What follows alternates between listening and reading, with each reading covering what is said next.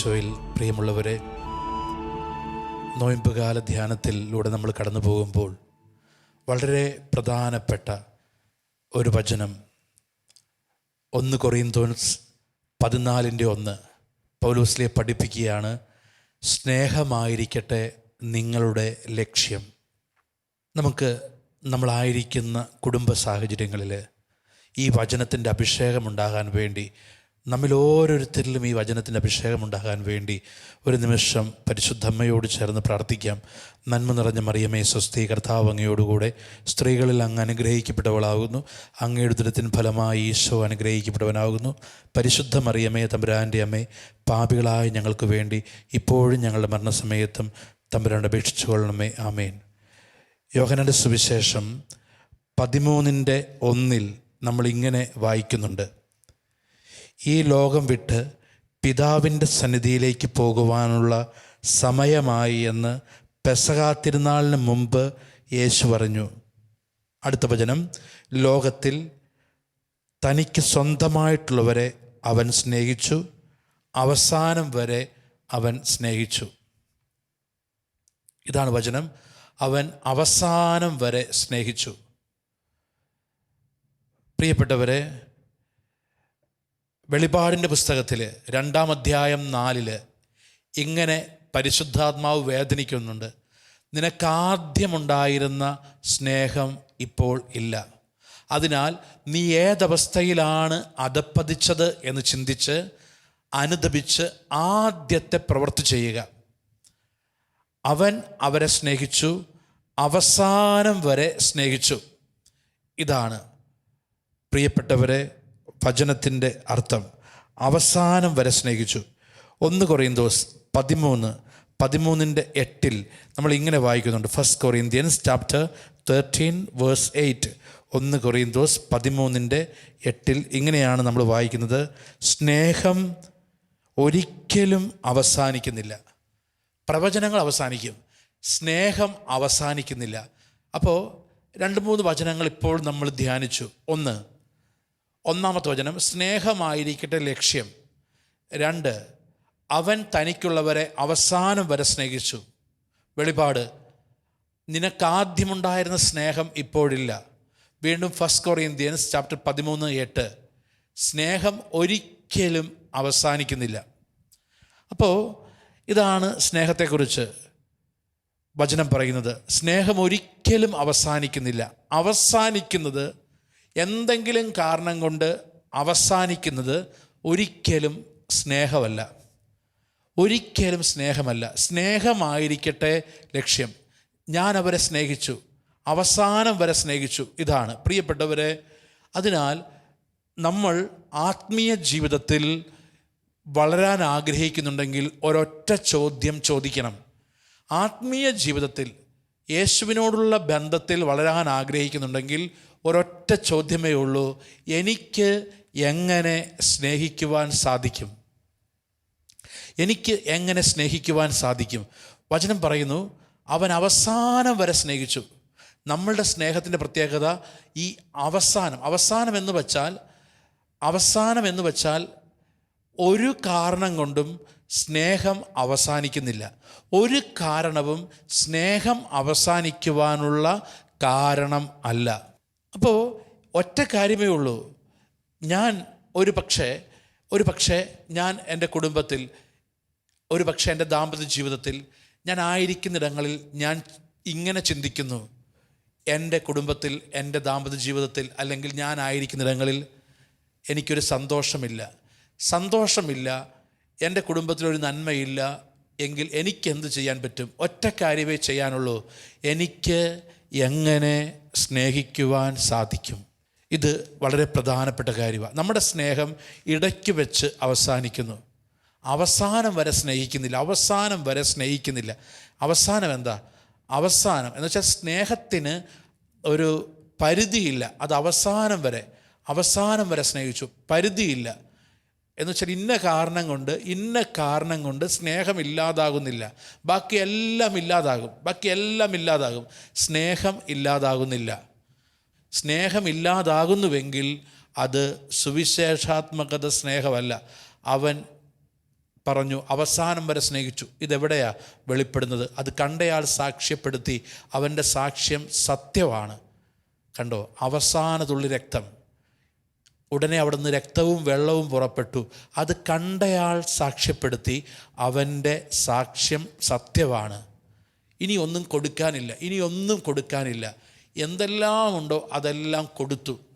ഇനി ഇതാണ് സ്നേഹത്തിൻ്റെ വാക്ക്. സ്നേഹത്തിൻ്റെ അവസാന വാക്ക് മരണമാണ്. അവൻ മരിച്ചു കഴിഞ്ഞുവെന്ന് അവർക്ക് മനസ്സിലായി. അതുകൊണ്ട് അവർ അവൻ്റെ കാലുകൾ തകർത്തില്ല. നമ്മൾ വായിക്കുന്ന കാര്യമാണ്. അതുകൊണ്ട് അപ്പം മരിച്ചു കഴിഞ്ഞുവെന്ന് മനസ്സിലായി. അവൻ്റെ ഹൃദയത്തിൽ ഇനി ഒന്നും കൊടുക്കാനില്ല. ഏറ്റവും അവസാനം വരെ അവൻ സ്നേഹിച്ചു. പ്രിയപ്പെട്ടവരെ, ഇതാണ് ക്രൈസ്തവ സ്നേഹം. ഞാൻ ഒരിക്കൽ ഒരു കുടുംബം, അപ്പോൾ ധ്യാനത്തിൻ്റെ സമയത്ത് ആ കുടുംബത്തിൽ സന്ദർശിക്കുക. അപ്പോൾ നല്ലൊരമ്മ, വലിയ ഒരു വീട് അവർക്കുണ്ട്. ഇളയ മകൻ്റെ കല്യാണം കഴിഞ്ഞിട്ട് ഒരു 2-3 മാസമായിട്ടുള്ളൂ. ആ മകന് നല്ല ജോലിയുണ്ട്, വന്ന പെൺകുട്ടിക്ക് നല്ല ജോലിയുണ്ട്. പ്രാർത്ഥിക്കുന്ന ഒരു കുടുംബം. 2 മൂത്ത സഹോദരിമാരെ വിവാഹം കഴിച്ചയച്ചു. ഈ കുടുംബം അങ്ങേയറ്റം ദൈവത്തോട് ചേർന്ന് നിൽക്കുന്നു. അപ്പോൾ ഞാൻ ഈ വീട്ടിലേക്ക് പോകുന്നതിന് മുമ്പ്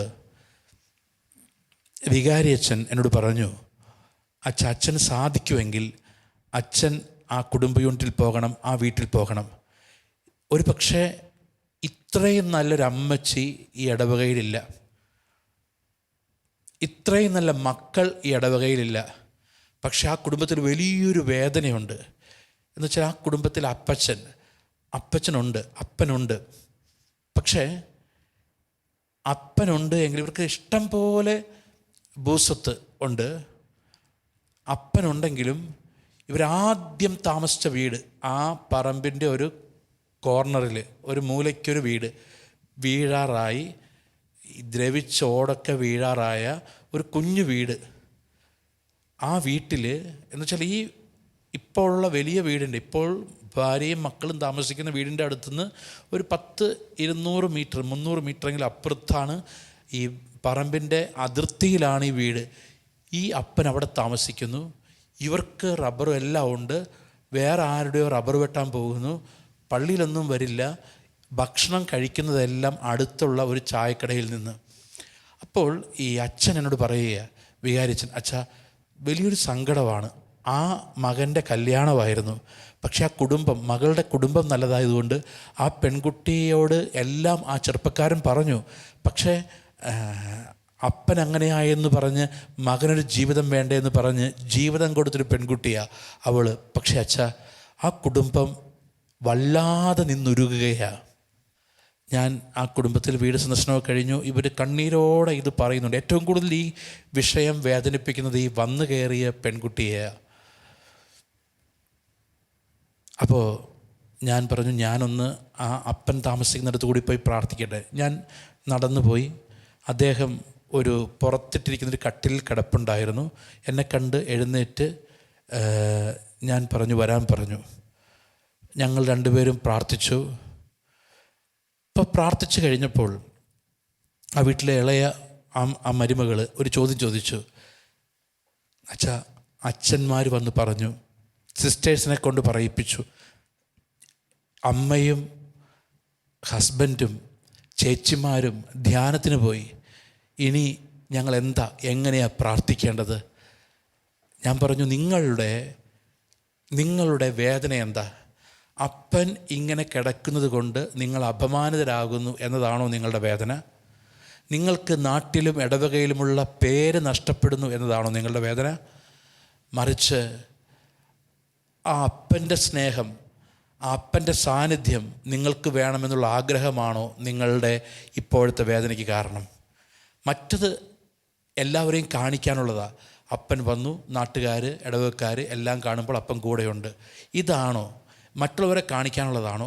നിങ്ങൾ റിയലി ഉള്ളിൽ ആ വ്യക്തിയോട് സ്നേഹം നിങ്ങൾക്കുണ്ടോ? ആ വ്യക്തിയുടെ സ്നേഹം നിങ്ങൾക്ക് കിട്ടണമെന്ന് ആഗ്രഹമുണ്ടോ? അപ്പോൾ ഈ പെൺകുട്ടി വളരെ വളരെ ക്ലിയറായിട്ട്, അച്ഛാ എൻ്റെ ജീവിതത്തിൽ എൻ്റെ ഏറ്റവും വലിയ ദുഃഖം എനിക്കൊരു അപ്പനില്ല എന്നതാണ്.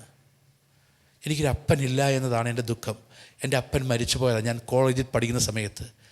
ഞാൻ പറഞ്ഞു, ആ സഹോദരൻ അപ്പം ഒരു കാര്യം പറഞ്ഞു, നിനക്ക് അപ്പനില്ല, എന്നാൽ നീ വന്നു കയറിയ വീട്ടിൽ ഇങ്ങനൊരു അപ്പനാ. നിനക്ക് ഒരപ്പനുണ്ടായിരുന്നുവെങ്കിൽ നീ എങ്ങനെ സ്നേഹിക്കുമായിരുന്നുവോ അങ്ങനെ സ്നേഹിക്കുക. ഒരു കാര്യം ഉറപ്പാണ്, നീ ഒരു ചോദ്യം എന്നോട് ചോദിച്ചു, അച്ഛാ എന്തുകൊണ്ട് അപ്പൻ ഇങ്ങനെയായി, നിനക്ക് ഉത്തരം കിട്ടിയോ എവിടെന്നെങ്കിലും? ഇല്ല, അറിയില്ല എന്ന് അമ്മ പറയുന്നു. അമ്മയെന്ന് വെച്ചാൽ അമ്മായി അമ്മ. അറിയില്ല എന്ന് ഭർത്താവ് പറയും. ഞാൻ പറഞ്ഞു, ഈ പ്രശ്നത്തിന് ഉത്തരം നിനക്ക് കിട്ടിയിട്ടില്ല. ഇനി നീ ഒരു കാര്യം ചെയ്യുക, നിനക്ക് എങ്ങനെ സ്നേഹിക്കാൻ പറ്റും അങ്ങനെയെല്ലാം ആ അപ്പനെ സ്നേഹിക്കുക, അങ്ങനെയെല്ലാം സ്നേഹിക്കുക. പ്രിയപ്പെട്ടവരെ, ഒരു ഇടവക ധ്യാനം കഴിഞ്ഞ് പിന്നെ നമ്മൾ അവിടെ ആ പ്രശ്നമോ ഒന്നും നമ്മൾ അറിയാറൊന്നുമില്ല. അതേ രൂപതയിൽ അതേ സ്ഥലത്ത് ഒരു 4 മാസം കഴിഞ്ഞ് ഒരു ധ്യാനം നടക്കുമ്പോഴാണ് ഈ ഭർത്താവും ഈ ഭാര്യയും ഈ അമ്മയും, ഞാൻ നോക്കുമ്പോൾ ഈ കാറിൻ്റെ മുമ്പിലിരിക്കുന്നത് അന്ന് കൂറ വസ്ത്രം, ഷർട്ട് പോലും ഇടാതെ കൂറ വസ്ത്രം ധരിച്ചുകൊണ്ടിരുന്ന അപ്പനാണ് നല്ല സുന്ദരനായിട്ട് ആ കാറിൻ്റെ മുമ്പിലിരിക്കുന്നത്. ഞാൻ ചോദിച്ചു, ഇതെങ്ങനെ സംഭവിച്ചു? അവൾ പറഞ്ഞു, ഒറ്റ കാര്യമുള്ളച്ചാ, ഞാൻ സ്നേഹിച്ചു. എല്ലാ ദിവസവും അപ്പൻ കഴിക്കുകയോ ഇല്ലയോ എന്നുള്ളതല്ല, ഞാൻ ഒരു കാര്യം ചെയ്തു. ഞാൻ പള്ളിയിൽ പോയി വരും, ഞാൻ ബ്രേക്ക്ഫാസ്റ്റ് കൊണ്ടുപോയി അപ്പന് കൊടുക്കും. ഞാൻ ബ്രേക്ക്ഫാസ്റ്റ് ഒരു ഉച്ചഭക്ഷണത്തിനൊരു 1 മണിക്കൂർ മുമ്പ് ഞാൻ പോകും.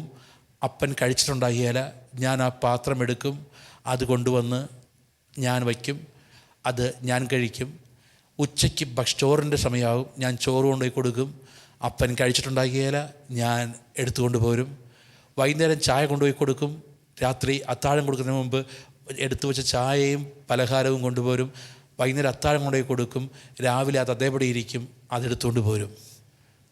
എൻ്റെ ഭർത്താവും എൻ്റെ അമ്മായിയമ്മയും ചോദിച്ചു, ഇത് ഞങ്ങളും ചെയ്തതാ, പിന്നെ എല്ലാ ദിവസവും ഇത് ചെയ്യുന്നത് എന്തിനാ? ഞാനത് ചെയ്തു. എനിക്ക് വസ്ത്രം മേടിക്കാൻ പോയപ്പോൾ ഞാൻ അപ്പൻ്റെ അളവിന് മുണ്ടും ഷർട്ടും മേടിച്ചു, അവിടെ കൊണ്ടുപോയി വച്ചു, അവിടെ തന്നെ ഇരുന്നു. വീണ്ടും അടുത്ത പ്രാവശ്യം വസ്ത്രം മേടിക്കാൻ പോയപ്പോഴും ഞാൻ ചെയ്യേണ്ടതെല്ലാം ഞാൻ ചെയ്തുകൊണ്ടിരുന്നു. അച്ഛാ, അതോടൊപ്പം ഞാൻ പ്രാർത്ഥിച്ചു.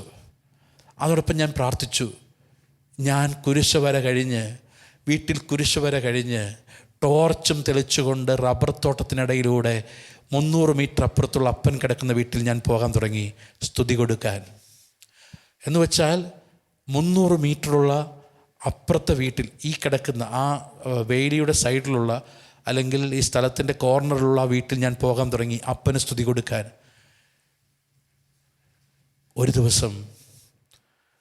ഒരു ദിവസം ഞാൻ ഭക്ഷണം കൊണ്ടുചെല്ലുന്നു, കുർബാന കഴിഞ്ഞു. അപ്പോൾ ഈ സംഭവം പോയിട്ട് അപ്പൻ കഴിക്കുന്നില്ല, ഞാൻ എടുത്തുകൊണ്ട് പോരുന്നു. എത്ര നാളായി? 2 മാസത്തോളമായി. 2 മാസത്തോളമായി. ഈ 2 മാസവും എന്നെ കാണുമ്പോൾ മുഖം തിരിക്കും, ഞാൻ പോകും സ്തുതി കൊടുക്കും. അച്ഛാ, 2 മാസം കഴിഞ്ഞ് ഞാൻ ഇപ്പോഴും ഓർക്കുന്നു, ഒരു ഞായറാഴ്ച കുർബാന കഴിഞ്ഞ് ഞാൻ ബ്രേക്ക്ഫാസ്റ്റുമായിട്ട് അപ്പൻ്റെ അടുത്ത് ചെല്ലുന്നു. ഞാൻ അവിടെ തുടച്ചു, എന്നെക്കൊണ്ട് കഴിയാവുന്ന രീതിയിൽ അടിച്ചു, ഭക്ഷണമൊക്കെ അവിടെ വച്ചു. ഞാൻ തിരികെ പോരാൻ തുടങ്ങുമ്പോൾ ഈ അപ്പൻ എൻ്റെ കയ്യെ കയറി പിടിച്ചു, മോളെ നീ എന്നോടൊപ്പം ഇരുന്ന് ഭക്ഷിക്ക്. ആദ്യമായിട്ട് 2 മാസത്തിന് ശേഷം, ഞാൻ ഇങ്ങനെ ചെയ്യാൻ തുടങ്ങി 2 മാസത്തിന് ശേഷം അപ്പനും ഞാനും കൂടി ഇരുന്ന് ഭക്ഷിച്ചു. എൻ്റെ അമ്മായിയപ്പൻ്റെ കൂടെ ഞാനിരുന്ന് ഭക്ഷിച്ചു. ഉച്ചയ്ക്കും ഞാൻ ചെന്നു ഭക്ഷിച്ചു. അപ്പോൾ എന്നോട് അപ്പൻ ചോദിച്ച ചോദ്യം ഇതാണ്. എന്നോട് ചോദിച്ചു, നീ ഈ 2 മാസം നീ കൊണ്ടുവന്ന ഭക്ഷണമോ നീ വാങ്ങിച്ചു തന്ന വസ്ത്രമോ ഒന്നും ഞാൻ ഉപയോഗിച്ചില്ല, നിനക്ക് മടുപ്പ് തോന്നിയില്ലേ, ദേഷ്യം തോന്നിയില്ലേ? അപ്പോൾ അവൾ ഉത്തരം പറഞ്ഞു, അപ്പനോട് എനിക്കെങ്ങനെ ദേഷ്യം തോന്നും? പ്രിയപ്പെട്ടവരെ, അന്ന് അപ്പനും അവളും കൂടി ഭക്ഷണം കഴിച്ച് പോരാൻ നേരത്ത് അപ്പൻ അവളോടൊരു കാര്യം പറഞ്ഞു, ഉച്ചയ്ക്ക് നീ ഭക്ഷണമായിട്ട് വരണ്ട, ഞാൻ അങ്ങോട്ട് വരാം. അങ്ങനെ ആ കുടുംബത്തോട് ഈ അപ്പൻ ചേർന്നു. ആ കുടുംബത്തോടൊപ്പം പ്രാർത്ഥിക്കാൻ തുടങ്ങി. ആ അപ്പനും അമ്മയും ധ്യാനത്തിന് പോയി. ആ കുടുംബം ഒന്നായി. പ്രിയപ്പെട്ടവരെ, 4-5 മാസം കഴിഞ്ഞപ്പോൾ അടുത്തൊരിടവകയിൽ, ആ ഫൊറോനയിലാ മറ്റോ ആണ്, ഞങ്ങൾ ധ്യാനത്തിനവിടെ എത്തുന്നുവെന്നറിഞ്ഞ് ഇവർ പ്രാർത്ഥിക്കാൻ വന്നിരിക്കുക. ഒരു കാര്യം എനിക്ക് ഉറപ്പാണ്, വികാരിച്ചൻ പറഞ്ഞൊരു സെൻറ്റൻസ് അന്നവിടെ ധ്യാനം നടക്കുമ്പോൾ, അച്ഛാ, ഞാൻ മാത്രമല്ല, ഇതിനു മുമ്പ് വന്ന 5-6 അച്ഛന്മാർ പല ആവർത്തി ശ്രമിച്ചതാണ്. ഈ ഞങ്ങളുടെ ഇടവകയുടെ ജൂബിലി പ്രമാണിച്ച് പിതാവ് വീട് സന്ദർശനം നടത്തി. ബിഷപ്പ് ഇടപെട്ടൊരു കേസാണ് ഈ അപ്പച്ചനെ ഈ വീട്ടിലേക്ക് കൊണ്ടുവരാൻ. ഒരു പക്ഷേ ഞാനിപ്പോൾ ഈ ശാലോമിൽ ഇത് പ്രസംഗിക്കുമ്പോൾ ഒരു പക്ഷേ ആ കുടുംബം ഇത് കേൾക്കുന്നുണ്ട്. പക്ഷേ ഒരൊറ്റ കാര്യമേ ഉള്ളൂ, അവർ പ്രാർത്ഥിച്ചിരുന്നു. വൈദികർ, സിസ്റ്റേഴ്സ്, മെത്രാൻ വരെ ആ കുടുംബത്തിൽ ഇടപെട്ടു.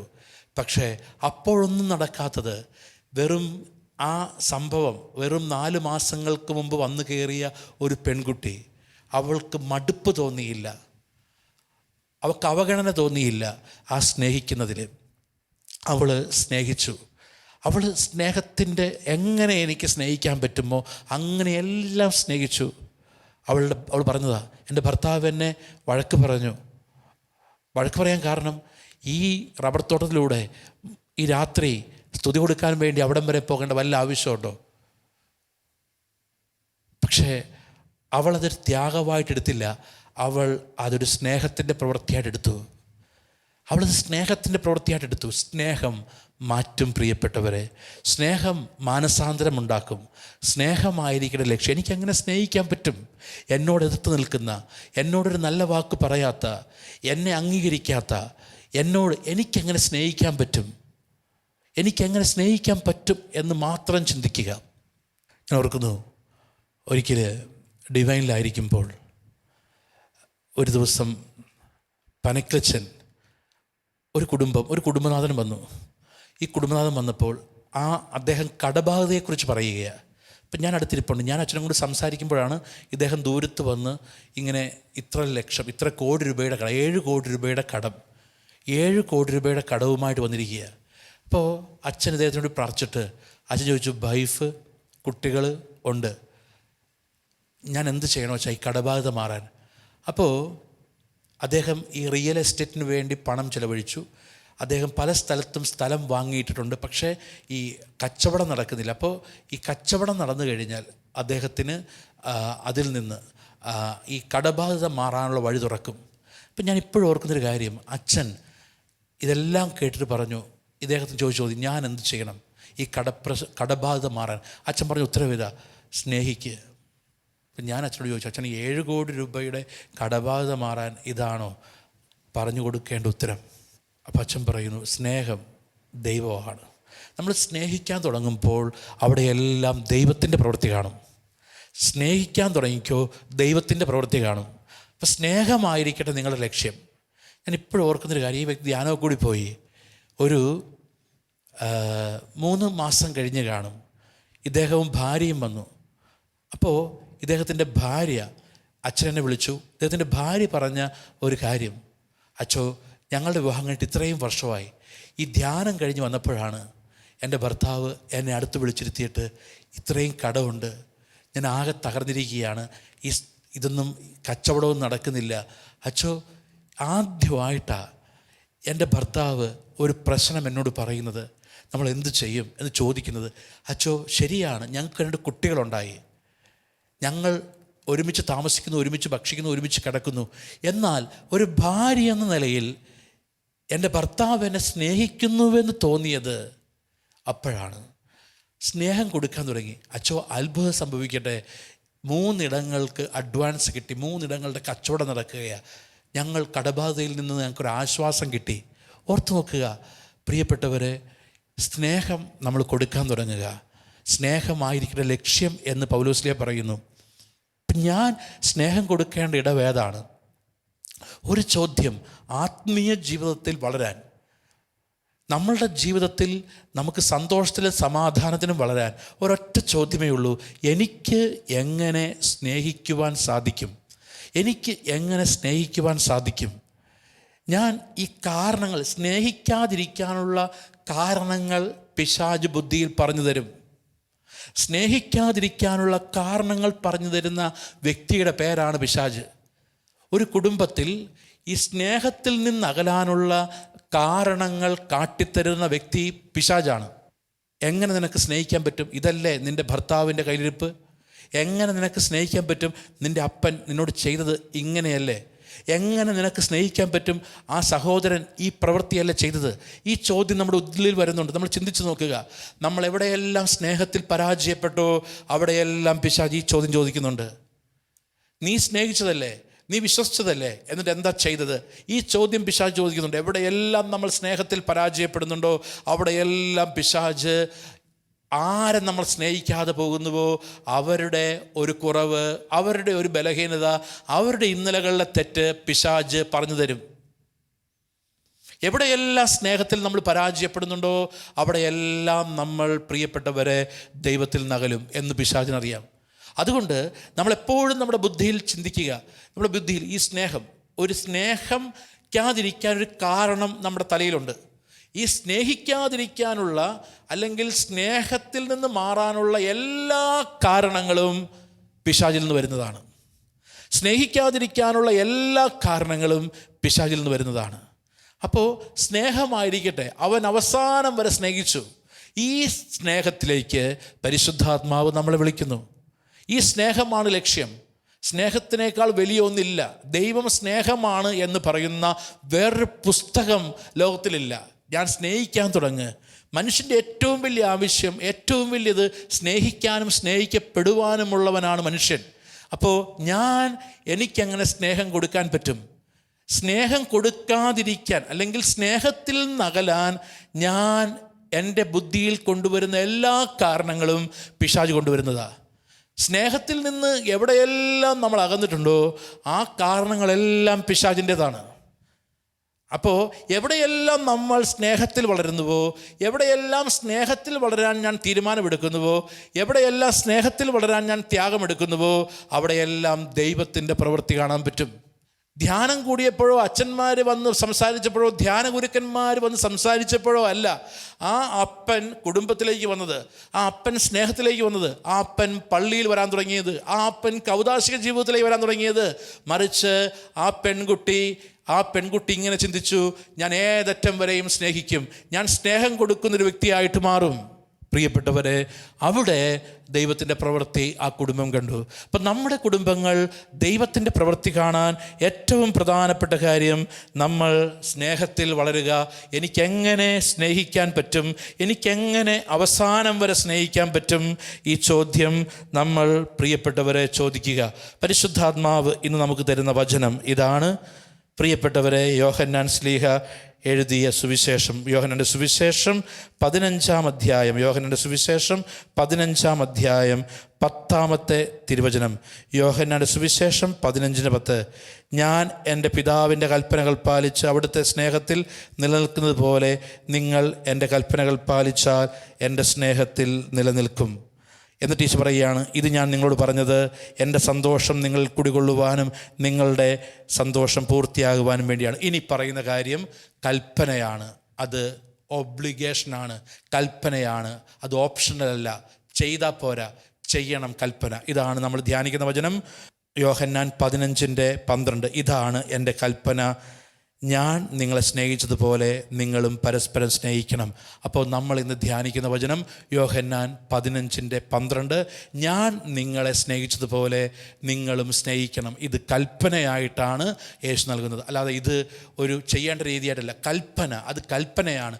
ഇതൊരു കൽപ്പന ഞാൻ തരുന്നു, ഞാൻ സ്നേഹിച്ചതുപോലെ. എങ്ങനെ യേശു സ്നേഹിച്ചു? അവസാനതുള്ളി രക്തം വരെ ചിന്തി യേശു സ്നേഹിച്ചു. ഞാൻ നിങ്ങളെ സ്നേഹിച്ചതുപോലെ നിങ്ങളും സ്നേഹിക്കണം. ഇതാണ് എൻ്റെ കൽപ്പന. പ്രിയപ്പെട്ടവരെ, ഈ വചനത്തിൻ്റെ അഭിഷേകം നമ്മിലുണ്ടാകാൻ നമ്മളുടെ ജീവിതങ്ങളെ വിശുദ്ധ കുർബാനയോട് ചേർത്ത് വെച്ച് നമുക്ക് പ്രാർത്ഥിച്ച് ആരാധിക്കാം. നമ്മൾ ആരാധനയിലേക്ക് പ്രവേശിക്കുന്നു.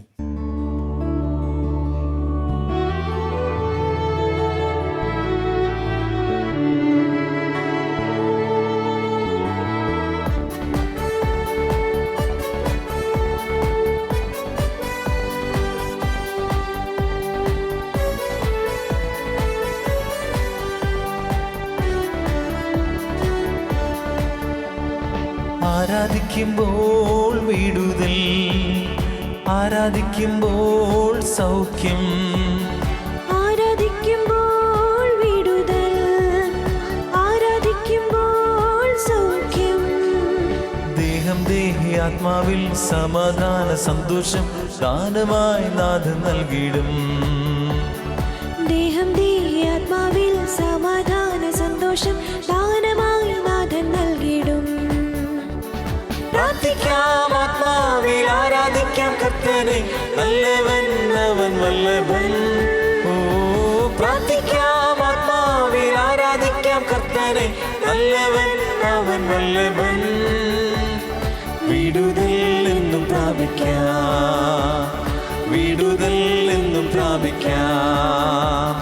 പ്രാർത്ഥിക്കാം ആത്മാവിൽ ആരാധിക്കാം കർത്തനെ, നല്ലവൻ അവൻ വല്ലഭൻ. ഓ പ്രാർത്ഥിക്കാം ആത്മാവിൽ ആരാധിക്കാം കർത്തനെ, നല്ലവൻ അവൻ വല്ലഭൻ. വിടുതൽ എന്നും പ്രാപിക്കാം, വിടുതൽ എന്നും പ്രാപിക്കാം.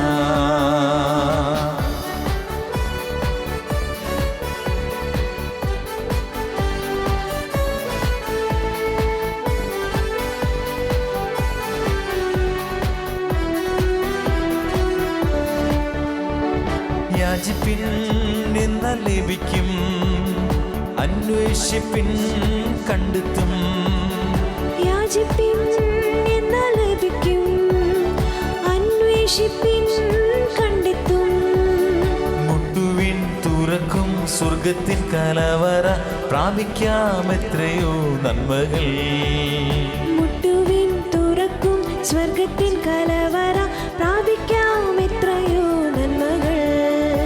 പ്രാർത്ഥിക്കാം ആത്മാവിൽ ആരാധിക്കാം കർത്തനെ, നല്ലവൻ അവൻ വല്ലഭൻ. ഓ പ്രാർത്ഥിക്കാം ആത്മാവിൽ ആരാധിക്കാം കർത്തനെ, നല്ലവൻ അവൻ വല്ലഭൻ. വിടുതൽ എന്നു പ്രാപിക്കാം, വിടുതൽ എന്നു പ്രാപിക്കാം. പ്രാർത്ഥിക്കാം ആത്മാവിൽ ആരാധിക്കാം കർത്തനെ, നല്ലവൻ അവൻ വല്ലഭൻ. ഓ പ്രാർത്ഥിക്കാം ആത്മാവിൽ ആരാധിക്കാം കർത്തനെ, നല്ലവൻ അവൻ വല്ലഭൻ. വിടുതൽ എന്നും പ്രാപിക്കാം, വിടുതൽ എന്നും പ്രാപിക്കാം, വിടുതൽ എന്നും പ്രാപിക്കാം, വിടുതൽ എന്നും പ്രാപിക്കാം. പരിശുദ്ധ പരമ ദിവ്യകാരുണ്യ ഈശോയ്ക്ക് എന്നേരവും ആരാധനയും സ്തുതിയും പുകഴ്ചയും ഉണ്ടായിരിക്കട്ടെ. പരിശുദ്ധ പരമ ദിവ്യകാരുണ്യ ഈശോയ്ക്ക് എന്നേരവും ആരാധനയും സ്തുതിയും പുകഴ്ചയും ഉണ്ടായിരിക്കട്ടെ. പരിശുദ്ധ പരമ ദിവ്യകാരുണ്യ ഈശോയ്ക്ക് എന്നേരവും ആരാധനയും സ്തുതിയും പുകഴ്ചയും ഉണ്ടായിരിക്കട്ടെ. നമ്മെ പൂർണ്ണമായും ദിവ്യകാരുണ്യത്തോട് ചേർത്ത് വയ്ക്കാം. പൗലോസ് ശ്ലീഹ കൊറിന്തോസുകാർക്ക് എഴുതുമ്പോൾ 1 ലേഖനം 14:1 നമ്മൾ ധ്യാനിച്ച വചനം, സ്നേഹമായിരിക്കട്ടെ നിങ്ങളുടെ ലക്ഷ്യം. സ്നേഹമായിരിക്കട്ടെ നിങ്ങളുടെ ലക്ഷ്യം. എവിടെയെല്ലാം നമ്മൾ സ്നേഹത്തിൽ വളരുന്നുവോ അവിടെയെല്ലാം നമ്മൾ യേശുവിലേക്ക് അടുക്കുന്നുണ്ട്. പ്രിയപ്പെട്ടവരെ, യോഹന്നാന്റെ സുവിശേഷം 13:1, യോഹന്നാന്റെ സുവിശേഷം 13-ാം അധ്യായം 1-ാമത്തെ വചനം ഇങ്ങനെയാണ് നമ്മളെ ഓർമ്മിപ്പിക്കുന്നത്. ഈ ലോകം വിട്ട് പിതാവിൻ്റെ സന്നിധിയിലേക്ക് പോകുവാനുള്ള സമയമായി എന്ന് പെസഹ തിരുനാളിന് മുമ്പ് യേശു പറഞ്ഞു. ലോകത്തിൽ തനിക്ക് സ്വന്തമായിട്ടുള്ളവരെ അവൻ സ്നേഹിച്ചു, അവസാനം വരെ സ്നേഹിച്ചു. അവസാനം വരെ സ്നേഹിക്കുക, സ്നേഹത്തിന് മാത്രം. ബാക്കിയെല്ലാം അവസാനിക്കും. പ്രവചനം അവസാനിക്കും, ബാക്കിയെല്ലാം അവസാനിക്കും. ബാക്കിയെല്ലാം അവസാനിച്ചാലും അവസാനിക്കാതെ നിൽക്കുന്നതൊന്നും മാത്രമേ ഉള്ളൂ. സ്നേഹം അവസാനിക്കരുത്. അവൻ അവസാനം വരെ സ്നേഹിച്ചു, അവൻ അവസാനം വരെ സ്നേഹിച്ചു എന്ന് വെച്ചാൽ ഇടയ്ക്ക് വച്ച് മാറുന്നതല്ല സ്നേഹം. ഇടയ്ക്ക് വച്ച് കുറയുന്നതല്ല സ്നേഹം, ഇടയ്ക്ക് വച്ചില്ലാതാകുന്നതല്ല സ്നേഹം. യേശുവിൻ്റെ സ്നേഹം അവസാനം വരെ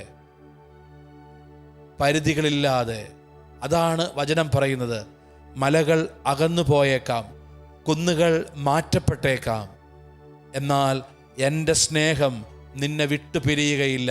യെശയ്യാ 54:10.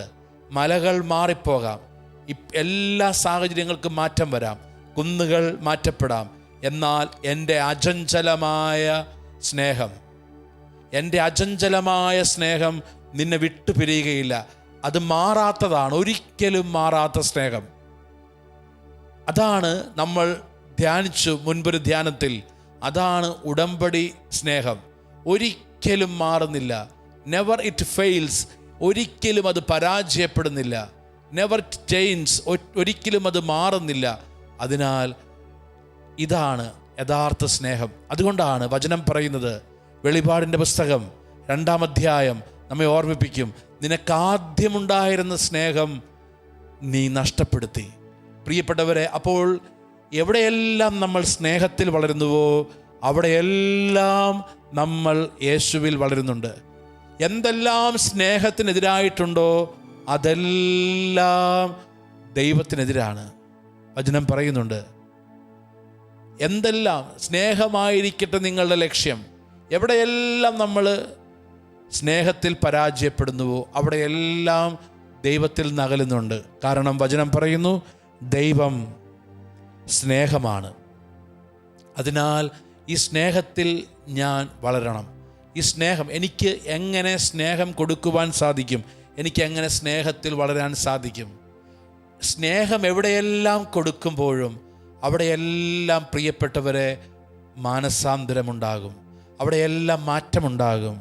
അതുകൊണ്ടാണ് സ്നേഹമായിരിക്കട്ടെ നിങ്ങളുടെ ലക്ഷ്യം, സ്നേഹമായിരിക്കട്ടെ നിങ്ങളുടെ ലക്ഷ്യം. ധൂർത്തപുത്രൻ്റെ മാനസാന്തരത്തിന് കാരണം അവൻ പിതാവിൻ്റെ സ്നേഹത്തെ ഓർത്തു എന്നതാണ്. എവിടെയെല്ലാം സ്നേഹം കൊടുക്കുന്നുണ്ടോ സ്നേഹം ഒരിക്കലും നഷ്ടപ്പെടുന്നില്ല.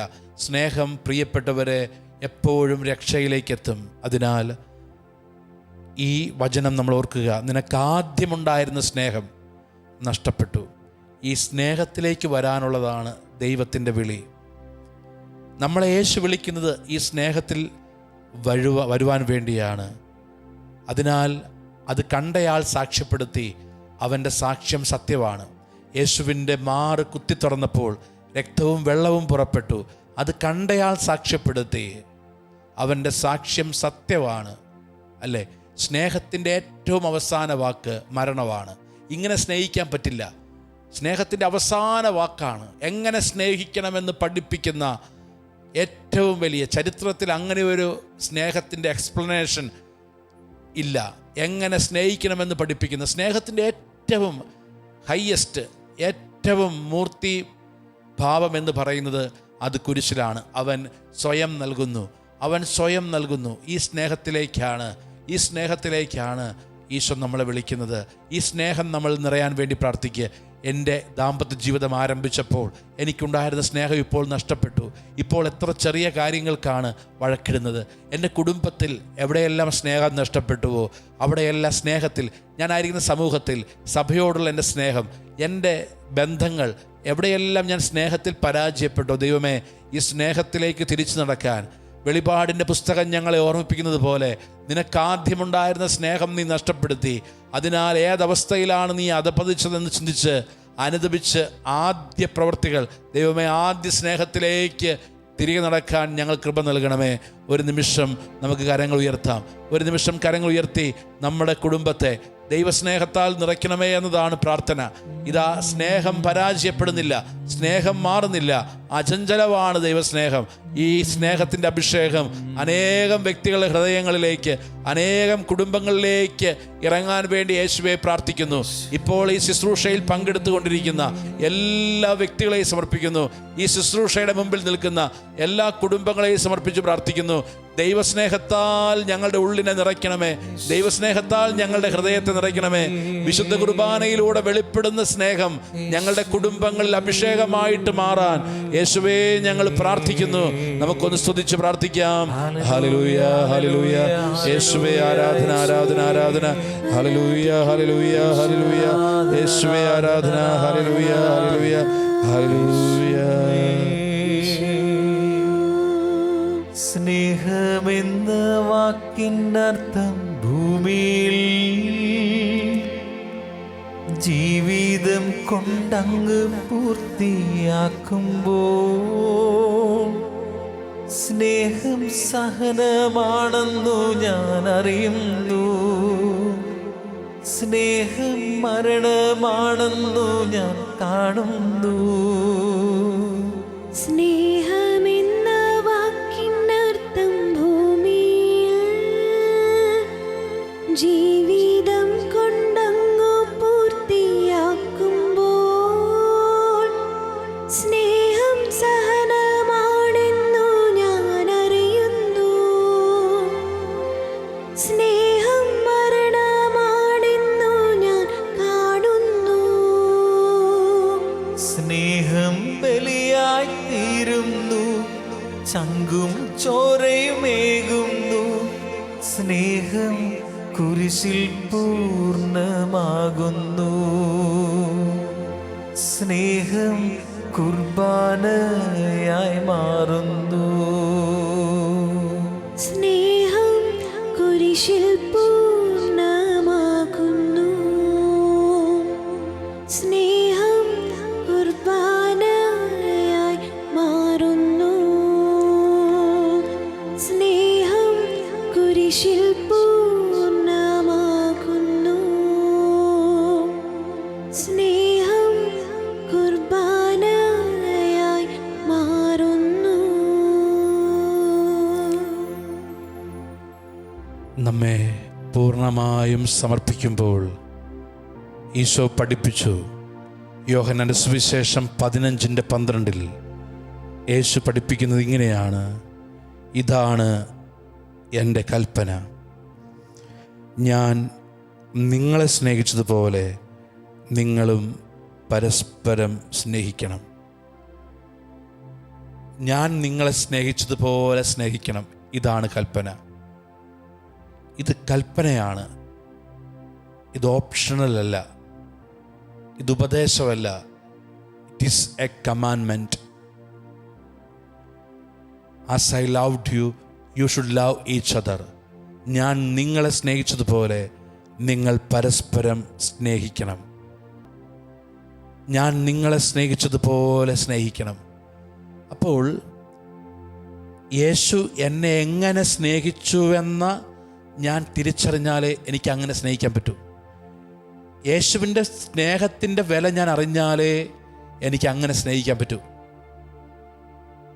ഞാൻ പാപിയായിരുന്നിട്ടും, ഞാൻ ഇത്ര കുറവുള്ളവനായിരുന്നിട്ടും, ഞാൻ ഇത്രയധികം പാപം ചെയ്തിട്ടും ഞാൻ വിലയുള്ളവനാണെന്ന് പറയുന്ന ദൈവം, ഞാൻ ഇത്ര പാപിയായിരുന്നിട്ടും ഈ ഒരു ഭൂമിയിൽ ഞാൻ മാത്രമേ ഉണ്ടായിരുന്നുള്ളൂവെങ്കിലും എനിക്ക് വേണ്ടി യേശു ഇതുപോലെ മരിക്കുമായിരുന്നു. കാരണം ഞാൻ അത്രയും യേശുവിന് പ്രിയപ്പെട്ടതായിരുന്നു. യേശു എനിക്ക് വേണ്ടിയാണ് കുരിശിൽ മരിച്ചത്. ഈ ബോധ്യത്തിലേക്കും ഈ തിരിച്ചറിവിലേക്കും ഞാൻ വന്നാൽ മാത്രമേ യേശു എത്രത്തോളം എന്നെ സ്നേഹിച്ചു എന്ന് ഞാൻ അറിഞ്ഞാലേ എനിക്ക് സ്നേഹിക്കാൻ പറ്റൂ. അപ്പോൾ യേശുവിൻ്റെ സ്നേഹം നമുക്ക് വെളിപ്പെട്ട് കിട്ടുന്നത് ഈ കുരിശിലാണ്, ഈ ബലിയിലാണ്, ഈ കുർബാനയിലാണ്. എല്ലാവരും അവളെ കല്ലെറിയാൻ വരുമ്പോൾ മോളെ സമാധാനത്തോടെ പോവുക. നഷ്ടപ്പെട്ടു പോയതിനെ കണ്ടെത്തുന്ന സ്നേഹം, അവരിനു വേണ്ടി ബലിയാകുന്ന സ്നേഹം, ആ സ്നേഹം എനിക്ക് വേണ്ടിയാണ് യേശു ബലിയായത്. എനിക്ക് വേണ്ടിയാണ് കുരിശിൽ പിടഞ്ഞത്. എനിക്ക് വേണ്ടിയാണ് യേശു മരിച്ചത്. എനിക്ക് വേണ്ടി യേശു മരിച്ചു. ആ തിരിച്ചറിവിലേക്ക് ഞാൻ വളരുമ്പോഴേ അപ്പോൾ ഞാൻ സ്നേഹത്തിൽ വളരൂ. ഒരാൾ സ്നേഹത്തിൽ വരുന്നില്ല എങ്കിൽ, ഒരാൾക്ക് മറ്റൊരാളെ സ്നേഹിക്കാൻ പറ്റുന്നില്ലെങ്കിൽ അതിൻ്റെ അടിസ്ഥാന കാരണം അയാൾ ദൈവസ്നേഹത്തെ അറിഞ്ഞിട്ടില്ല എന്നതാണ്. ഒരാൾ സ്നേഹത്തിൽ നമ്മൾ പരാജയപ്പെടുന്നുണ്ടെങ്കിൽ അതിൻ്റെ പിന്നിലെ ഒറ്റ കാരണമേ ഉള്ളൂ, നമ്മൾ യേശുവിൻ്റെ സ്നേഹത്തെ അറിഞ്ഞിട്ടില്ല. യേശുവിൻ്റെ സ്നേഹം നമ്മുടെ ഹൃദയത്തെ തൊട്ടിട്ടില്ല. ആരെയെല്ലാം യേശുവിൻ്റെ സ്നേഹം തൊട്ടിട്ടുണ്ടോ അവരെല്ലാം സ്നേഹത്തിൻ്റെ സാക്ഷികളായിട്ട് മാറിയിട്ടുണ്ട്. പ്രിയപ്പെട്ടവരെ, യേശു നമ്മളെ വിളിക്കുന്നത് സ്നേഹത്തിലേക്കാണ്. യേശു നമ്മളെ വിളിക്കുന്നത് സ്നേഹത്തിലേക്കാണ്. സ്നേഹിക്കുക. ഞാൻ നിങ്ങളെ സ്നേഹിച്ചതുപോലെ, ഇതാണ് എൻ്റെ കൽപ്പന. നമുക്കറിയാം, ദൈവത്തിൻ്റെ എല്ലാ വാഗ്ദാനങ്ങളും യേശുവിലുണ്ട്. ബൈബിളിലെ എല്ലാ വാഗ്ദാനങ്ങളും യേശുവിലുണ്ട്. പ്രിയപ്പെട്ടവരെ, എല്ലാ വാഗ്ദാനങ്ങളും ബൈബിളിൽ കിടക്കുന്നത് കൽപ്പനയുടെ കീഴിലാണ്. അപ്പോൾ പുതിയ നിയമത്തിൽ യേശുവിൽ എന്തെല്ലാം വാഗ്ദാനങ്ങളുണ്ടോ അതെല്ലാം കിടക്കുന്നത് ഒറ്റ കൽപ്പനയുടെ കീഴിലാണ്. യേശു പറഞ്ഞു, ഞാനൊരു കൽപ്പന നൽകുന്നു, നിങ്ങൾ സ്നേഹിക്കുക. സ്നേഹമെന്ന കൽപ്പനയുടെ കീഴിലാണ് ബൈബിളിലെ എല്ലാ വാഗ്ദാനങ്ങളും കിടക്കുന്നത്. അപ്പോൾ എവിടെയെല്ലാം നമ്മൾ സ്നേഹത്തിൽ വളരുന്നുവോ അവിടെയെല്ലാം നമ്മൾ ദൈവാനുഗ്രഹത്തിലേക്ക്, ദൈവിക വാഗ്ദാനങ്ങളിലേക്ക് അടുക്കുന്നുണ്ട്. പ്രിയപ്പെട്ടവരെ, സ്നേഹമായിരിക്കട്ടെ ലക്ഷ്യം. സ്നേഹമായിരിക്കട്ടെ ലക്ഷ്യം. സ്നേഹം എല്ലാം പൊറുക്കുന്നു, സ്നേഹം എല്ലാം മറക്കുന്നു, സ്നേഹം സർവ്വതും ക്ഷമിക്കുന്നു. ഈ സ്നേഹത്തിലേക്ക് യേശുവെ ഞങ്ങൾ വളർത്തണമേ. നമുക്ക് പ്രാർത്ഥിക്കാം. നമ്മുടെ മനസ്സ് പൂർണ്ണമായും സമർപ്പിക്കുക. യേശുവെ, നീ എനിക്ക് വേണ്ടി മരിച്ചു. ഈ ഭൂമിയിൽ ഞാനൊരു വ്യക്തി ഉണ്ടായിരുന്നുള്ളൂ എങ്കിലും നീ ഇതുപോലെ കുരിശിൽ പീഡകൾ സഹിച്ചേനെ, നീ ഇതുപോലെ കുരിശ് വഹിച്ചേനെ, നീ ഇതുപോലെ കുരിശിൽ മരിച്ചേനെ. യേശുവേ, നീ സ്നേഹിച്ച വ്യക്തിയാണ് ഞാൻ, നീ എനിക്ക് വേണ്ടിയാണ് മരിച്ചത്. യേശുവേ, ഇതുപോലെ എന്നെ സ്നേഹത്തിൽ വളർത്തണമേ. ഇത് പ്രാർത്ഥിക്കുക. ഞാൻ ഇനി മുതൽ സ്നേഹം കൊടുക്കുന്ന വ്യക്തിയായിട്ട് മാറും എൻ്റെ ദാമ്പത്യ ജീവിതത്തിൽ. അതിന് പരിധികളില്ല, അതിന് പരിധികളില്ല. എനിക്കിഷ്ടപ്പെടാത്ത കാര്യം ചെയ്യുമ്പോഴും, എനിക്ക് വേദനിപ്പിക്കുന്ന കാര്യം എന്നോട് ചെയ്യുമ്പോഴും ഞാൻ സ്നേഹം കൊടുക്കും. എന്നോട് ഇഷ്ടപ്പെടാത്തൊരു കാര്യം ചെയ്യുന്നത് കൊണ്ട് എൻ്റെ സ്നേഹം അവിടെ കുറയുകയോ അവിടെ ഇല്ലാതാവുകയോ ചെയ്യുന്നില്ല. ഞാൻ പറയുന്നത് അനുസരിക്കാതിരുന്നത് കൊണ്ട് എൻ്റെ സ്നേഹം കുറയുകയോ ഇല്ലാതാവുകയോ ഇല്ല. ആ വ്യക്തി ഒരു തിന്മ ചെയ്യുന്നത് കൊണ്ട് എൻ്റെ സ്നേഹത്തിന് മാറ്റം വരുന്നില്ല. ആ വ്യക്തി എന്നെ വേദനിപ്പിക്കുന്നത് കൊണ്ട് എൻ്റെ സ്നേഹത്തിന് മാറ്റം വരുന്നില്ല. ഞാൻ സ്നേഹം കൊടുക്കുന്ന വ്യക്തിയായിട്ട് മാറും. പ്രിയപ്പെട്ടവർ, ഈ ഒരു ഒറ്റ തീരുമാനം എടുത്താൽ മതി, അവിടെ ദൈവത്തിൻ്റെ പ്രവർത്തനം കാണും. അപ്പോൾ മറ്റൊരാൾ തിന്മ ചെയ്യുന്നത് കൊണ്ട്, മറ്റൊരാൾ എന്നെ വേദനിപ്പിക്കുന്നത് കൊണ്ട് എൻ്റെ ജീവിത പങ്കാളി, എൻ്റെ മക്കൾ, അല്ലെങ്കിൽ എൻ്റെ അയൽവക്കക്കാർ, എൻ്റെ കൂടെയുള്ളവർ എന്നെ വേദനിപ്പിക്കുന്നു, എന്നെ മനസ്സിലാക്കുന്നില്ല, എനിക്ക് ദ്രോഹം ചെയ്യുന്നു, അതുകൊണ്ട് എൻ്റെ സ്നേഹം മാറുന്നില്ല എങ്കിൽ ആ സ്നേഹമാണ് ദൈവസ്നേഹം. മറ്റൊരാളുടെ കുറവ് കാണുമ്പോൾ എൻ്റെ സ്നേഹം മാറുന്നുണ്ടെങ്കിൽ, മറ്റൊരാളുടെ തെറ്റ് കാണുമ്പോൾ അയാളെ സ്നേഹിച്ചിരുന്ന ഞാൻ സ്നേഹത്തിൽ തോൽക്കുന്നുണ്ടെങ്കിൽ, ദറ്റ് ഈസ് നോട്ട് ലവ്. അത് സ്നേഹമല്ല. ബൈബിൾ പറയുന്ന സ്നേഹം അതല്ല.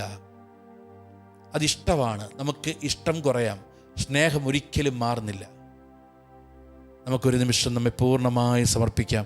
ഈ സ്നേഹത്തിൻ്റെ അഭിഷേകം നമ്മുടെ കുടുംബങ്ങളിൽ നിറയട്ടെ. യേശുവെ, എല്ലാ ദാമ്പത്യ ജീവിതത്തെയും ഇപ്പോൾ ഈ വിശുദ്ധ കുർബാനയുടെ മുമ്പിൽ സമർപ്പിച്ച് പ്രാർത്ഥിക്കുന്നു. ഇപ്പോൾ എല്ലാ ദമ്പതികളെയും, പ്രത്യേകിച്ച് സ്നേഹം പരാജയപ്പെട്ടിടങ്ങളെ, എല്ലാ ദമ്പതികളെയും, എല്ലാ വൈദികരെയും സമർപ്പിക്കുന്നു. സ്നേഹത്തിൽ വളർത്തണമേ. എല്ലാ സമർപ്പിതരെയും സമർപ്പിക്കുന്നു.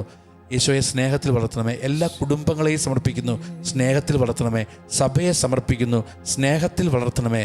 സ്നേഹത്തിൽ വളരാൻ കൃപ നൽകണമേ. ഒരിക്കൽ കൂടി നമുക്ക് ഈ സ്നേഹത്തിൻ്റെ അഭിഷേകം കുടുംബങ്ങളിലേക്ക് നിറയാൻ ആഗ്രഹിച്ച് നമുക്ക് പ്രാർത്ഥിക്കാം. ഹല്ലേലൂയ, ഹല്ലേലൂയ. യേശുവേ, ആരാധന, ആരാധന, ആരാധന. ഹല്ലേലൂയ, ഹല്ലേലൂയ.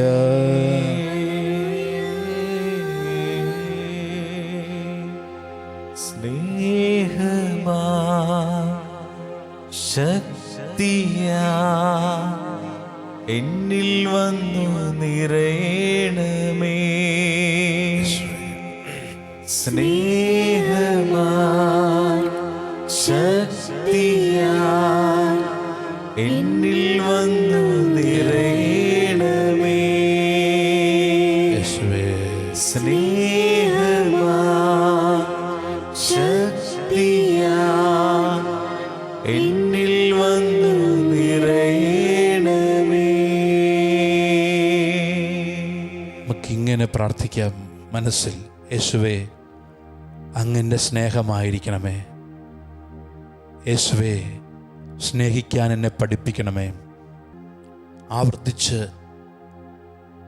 നമുക്ക് പ്രാർത്ഥിക്കാം. യേശുവേ, അങ്ങൻ്റെ സ്നേഹമായിരിക്കണമേ. യേശുവേ, സ്നേഹിക്കാൻ എന്നെ പഠിപ്പിക്കണമേ. യേശുവേ, അങ്ങൻ്റെ സ്നേഹമായിരിക്കണമേ. സ്നേഹിക്കാൻ എന്നെ പഠിപ്പിക്കണമേ. അങ്ങ് സ്നേഹിച്ചതുപോലെ സ്നേഹിക്കാൻ എന്നെ പഠിപ്പിക്കണമേ. യേശുവേ, എൻ്റെ സ്നേഹമായിരിക്കണമേ. ആവർത്തിച്ച് പ്രാർത്ഥിക്കേണ്ട ഒരു സുഹൃത്ത് ജപം. യേശുവേ, അങ്ങൻ്റെ സ്നേഹമായിരിക്കണമേ. നമ്മളെ സമർപ്പിക്കാം. ദൈവം നമ്മളെ സ്നേഹിക്കുന്നു. നമ്മൾ ഓരോരുത്തരും ദൈവസ്നേഹത്തിൻ്റെ കീഴിലാണ്. നമ്മുടെ കുടുംബത്തിന് നിയോഗങ്ങൾ സമർപ്പിക്കുക. മക്കൾക്ക് നല്ല ദാനങ്ങൾ നൽകാൻ ദുഷ്ടരായ നിങ്ങൾക്കറിയാമെങ്കിൽ സ്വർഗസ്ഥനായ പിതാവ് തന്നെ സ്നേഹിക്കുന്നവർക്ക് എത്രയോ നന്മകൾ നൽകുകയില്ല.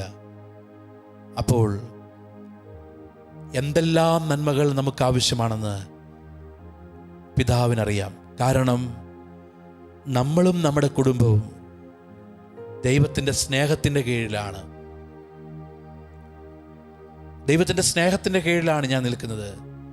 ഒരു പക്ഷേ ദൈവമേ, ആ സ്നേഹം, നീ എന്തോരം എന്നെ സ്നേഹിക്കുന്നുവെന്ന് എന്നെ പഠിപ്പിക്കണമേ, എനിക്ക് മനസ്സിലാക്കി തരണമേ. നമ്മുടെ എല്ലാ നിയോഗങ്ങളും സമർപ്പിക്കാം.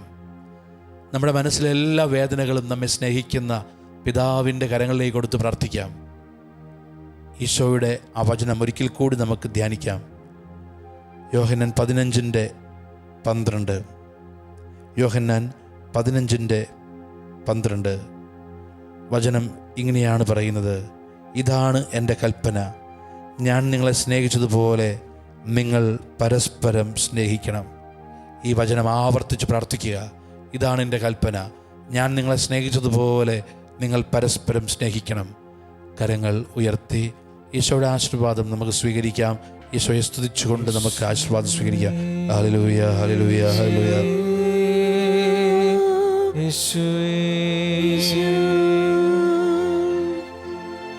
സ്നേഹം ബലിയായി തീരുന്നു, ചങ്കും ചോരയുമേകുന്നു. സ്നേഹം കുരിശിൽ പൂർണ്ണമാകുന്നു. സ്നേഹം കുർബാനയായി മാറുന്നു. സ്നേഹം കുരിശിൽ പൂർണ്ണമാകുന്നു. സ്നേഹം കുർബാനയായി മാറുന്നു. നിത്യസ്തുതിക്ക് യോഗ്യനായ പരിശുദ്ധ പരമദിവ്യകാരുണ്യ ഈശോയ്ക്ക് എന്നേരവും ആരാധനയും സ്തുതിയും പുകഴ്ചയും ഉണ്ടായിരിക്കട്ടെ. സ്നേഹമാകുന്ന പരിശുദ്ധ പരമദിവ്യകാരുണ്യ ഈശോയ്ക്ക് എന്നേരവും ആരാധനയും സ്തുതിയും പുകഴ്ചയും ഉണ്ടായിരിക്കട്ടെ. സ്നേഹത്താൽ ഞങ്ങളെ നിറയ്ക്കുന്ന പരിശുദ്ധ പരമദിവ്യകാരുണ്യ ഈശോയ്ക്ക് എന്നേരവും ആരാധനയും സ്തുതിയും പുകഴ്ചയും ഉണ്ടായിരിക്കട്ടെ. ഇന്നത്തെ വചനം യോഹന്നാൻ 15:12. ഇതാണ് എൻ്റെ കൽപ്പന, ഞാൻ നിങ്ങളെ സ്നേഹിച്ചതുപോലെ നിങ്ങളും പരസ്പരം സ്നേഹിക്കണം.